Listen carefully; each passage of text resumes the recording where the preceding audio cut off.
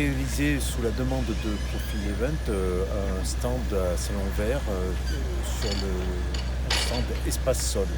Dans un premier atelier, on a fait un profil pédologique d'1,50 m de profondeur pour définir les différentes strates de sol qui va du limono argileux à très sablé au fond. Puis on fait des tests à l'acide chlorhydrique pour voir si c'est calcaire ou à l'eau oxygénée pour voir s'il y a de la matière organique. Mais on ne fait pas tout le temps des profils pédologiques, on peut aussi, grâce à d'autres outils de diagnostic, ouvrir le sol, voir l'invisible, avec par exemple la bêche, qui permet de voir sur 20 cm le système racinaire ainsi que les différents horizons. Et ben on peut faire aussi des carottes avec le hole cutter pour pouvoir définir aussi comment se situent les racines et s'il y a du feutre, etc. Et j'ai apporté d'autres outils qui permettent de faire découvrir aux personnes qui passent sur notre stand, par exemple la tarière, la petite couche minérale, un pénétromètre pour voir la compaction du sol. Je n'ai pas pu réaliser le test ver de terre en réalité, mais je l'ai exposé. Le test ver de terre se fait avec de la moutarde et de l'eau. Ça permet de remonter le ver de terre et de les peser. On a des résultats entre 10 et 400 grammes par mètre carré de ver de terre. Là, j'ai un perméamètre qui permet de mesurer la vitesse d'infiltration verticale de l'eau. C'est important pour les terrains de sport notamment. Voilà. Et pour terrain de sport, on peut aussi définir les densités à partir d'un hole cutter. On fait une carotte. Et à l'intérieur, j'ai voulu montrer un certain nombre de choses que l'on étudie en termes d'analyse physique sur les terrains de sport, pour arriver à trouver le bon équilibre de la terre, qu'elle soit à la fois perméable mais qu'elle soit aussi fertile. Donc là j'explique de façon assez pédagogique qu'est-ce que c'est qu'un sable, qu'est-ce que c'est qu'un limon, qu'est-ce que c'est qu'une argile. Là on a fait un certain nombre de granulométrie 15 fractions pour exposer en fait avec précision quelles sont les différentes tailles de sable dans cet échantillon. Toujours dans une notion de pédagogie, j'ai fait l'anneau d'argile qui indique qu'il y a plus de 30% d'argile dans cet échantillon. Et après, je fais des tests tactiles, argileux, limoneux, sableux.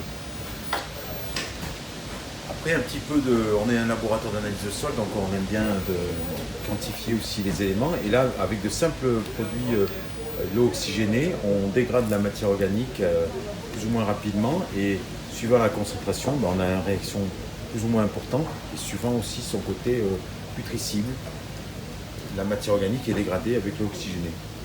Et là, on a fait le test calcaire avec l'acide chlorhydrique.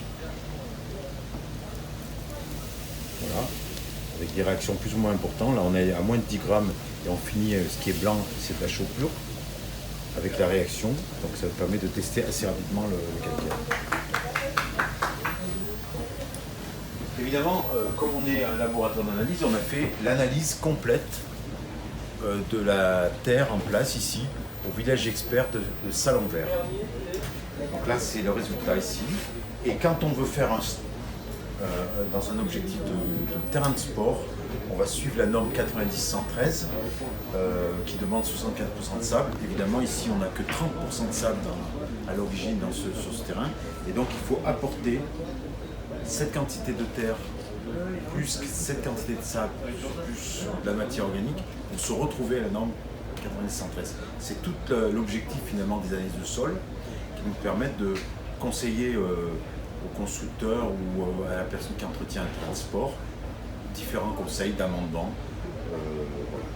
Puis après on a d'autres exemples pour les plantations d'arbres et pour aussi une terre végétale. Voilà. En fait l'objectif de ce stand c'est de faire découvrir le sol. Souvent le sol est invisible, soit par des méthodes d'extérieur, on ouvre le sol, on fait des profils, etc. On teste la perméabilité, soit on l'envoie au laboratoire et nous on sort un bulletin, on donne des conseils. Voilà.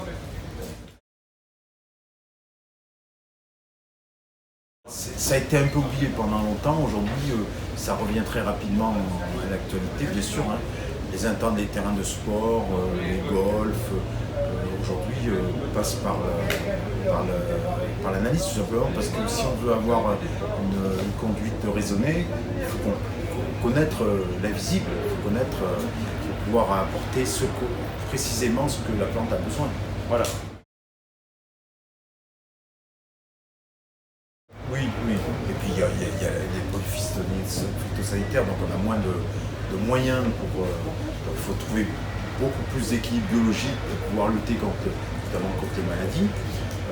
Et puis pas avoir trop d'eau, en avoir suffisamment. Donc tout ça c'est la santé des plantes plutôt que traiter le symptôme par le produit phytosanitaire, on essaie de comprendre la cause, pouvoir traiter la cause. Voilà. Et puis il y a le deuxième aspect très important après les phytosanitaires, c'est la gestion de l'eau. C'est-à-dire qu'il faut apporter de l'eau suffisamment mais pas trop, parce qu'on a la réserve en eau est limitée, on a des périodes de sécheresse de plus en plus importantes. Donc on a énormément de questions sur la réserve utile, sur la RFU.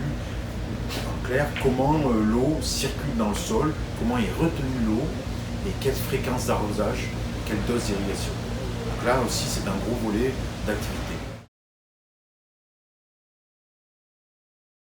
Oui, on fait des diagnostics sur des parcelles une fois tous les 3 ans, mais on reste assez accessible. On parle vraiment un langage professionnel des espaces verts, donc on reste assez accessible à la demande. Et c'est même la profession qui nous a emmenés à faire des perméabilités, des porosités, et aller vers là où on nous posait des questions et à développer notre activité scientifique sur d'autres critères que simplement biologiques ou minéral. Aujourd'hui, le critère physique prend de plus en plus d'importance.